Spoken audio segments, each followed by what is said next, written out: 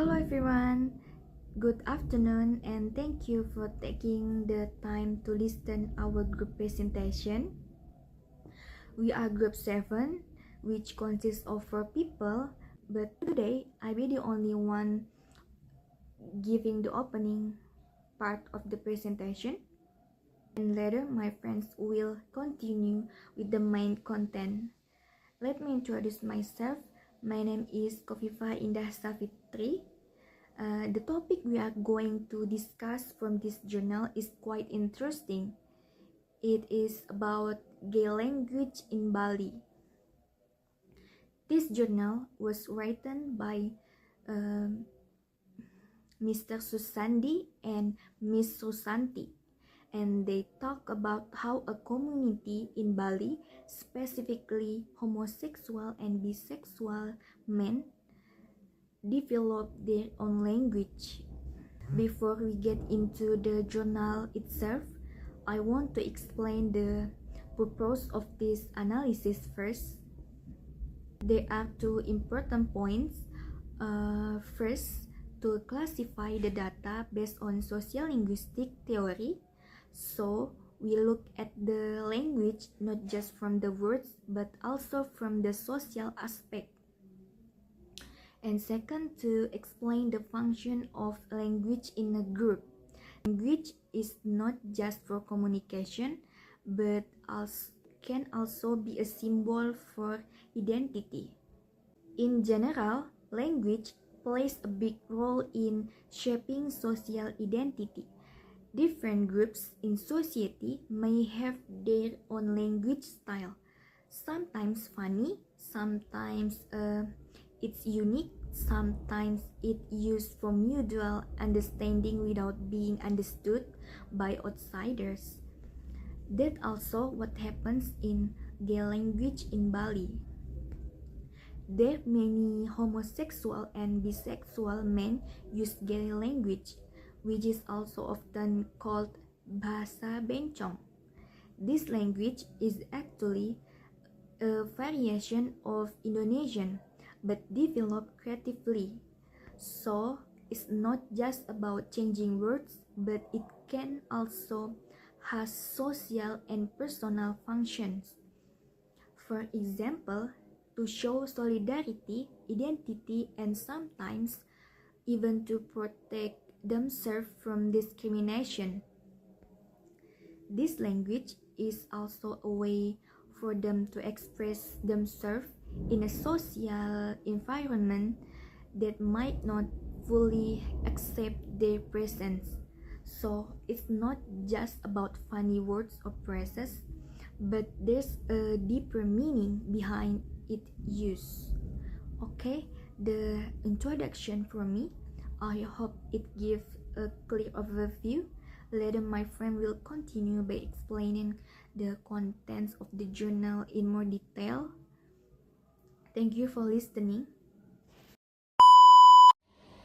Hi, today I'm going to talk about the fascinating linguistic phenomenon, word formation in gay language, as used by homosexual and bisexual men in Bali. I also explain why this language is used not just by the LGBT community but also how it's seen by straight people. First, there is types of word information in the gay language. There are several creative ways the words are formed in gay language, but I'll focus on 4 main types that stand out the most. First, there is syllabic substitution. This involves changing a syllabus from standard Indonesian words. For example, like emang becomes ember, and then enak becomes endol.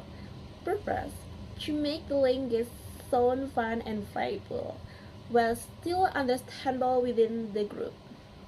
And second, neologism and semantic shift. Neologism means creating entirely new words, and then semantic shift means giving new meanings to exciting words. For example, from neologism, akika means me from aku, and then apose means what, like apa sih, with the sassy tone. Example from semantic shift, brondong, originally popcorn, now it's mean a young attractive guy. And there is blending. This is when two or more words are combined into one. For example, brownies kukus means cute, skinny, a young guy. From Brondong manis, kurus sexy. And Marlboro means getting drunk together. From mabuk rame-rame. And the last, there is suffixation and vowel shift. In this process, suffixes like ong, s, or I are added and the vowels in the words is shifted. For example, laki becomes lekong, and then janda becomes jandas. And there is also a reason why gay language is used. The use of gay language isn't just for fun. It has diverse social and emotional purposes. Here are the two main reasons. First, from the LGBT community's perspective, identity and solidarity. It serves as a symbol of identity and community. If someone uses this language, it shows they're part of or supportive of the LGBT circle, and then protection and secrecy. Because being LGBT is still seen as taboo or sinful in many parts of communicate safely, especially in public, without being judged or exposed. And the last, from the perspective of straight people. Some straight people find the language entertaining or trendy and even adopt curtain words. But there are also misunderstanding or negative judgment, especially when the language is seen as too feminine or too different. So, the gay language used by homosexual and bisexual men in Bali is a unique and creative form of communication. It's built through fun and clever wordplay like syllabic substitution, analogism, semantic shift, acronyms, and borrow words mostly from Indonesian, with a bit of English and local language.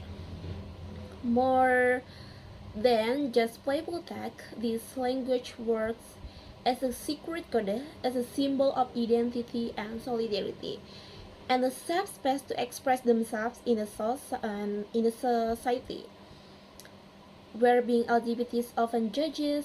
It shows how the community stay connected, strong, and proud through language that's truly their own. Thank you. Let's talk about feminine personal pronouns. In gay language, gay and bisexual men often use words like ne and ma. Normally, ne means grandma and ma means mom in Indonesian.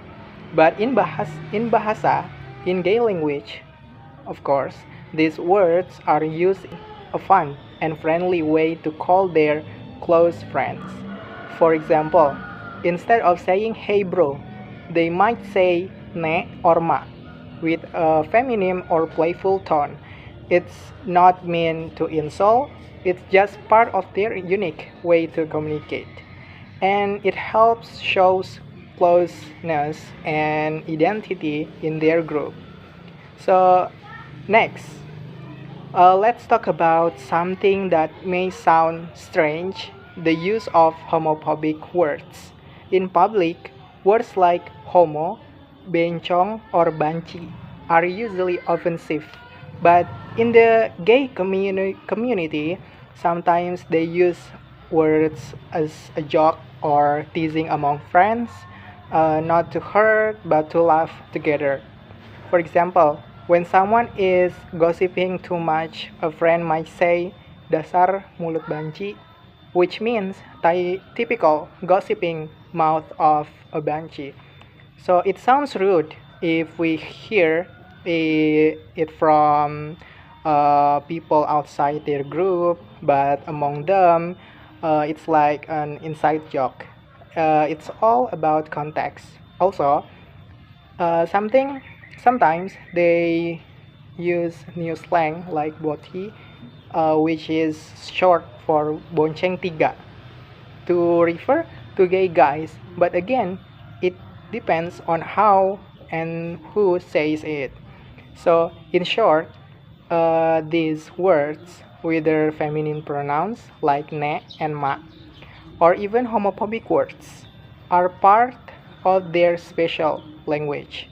It shows how they express identity, create humor, and build connection inside their community. 2 hours later. And last but not least, so what's the function of gay and bisexual language in their community? Religious intolerance and prejudice against homosexuality and bisexuality have forced them to consistently live a second hidden life. Living in a country where being LGBT is considered a sin has made gay and bisexual men in Bali and Indonesia live their gay lives in the closet to avoid netizen scorn and discrimination. They can only live openly as gay and bisexual men when they are surrounded by people who are tolerant and accept them for who they are. In order to live side by side with heterosexual, they need to be able to communicate secretly with each other without fear and scorn. So that's why gay people use secret language to talk each other.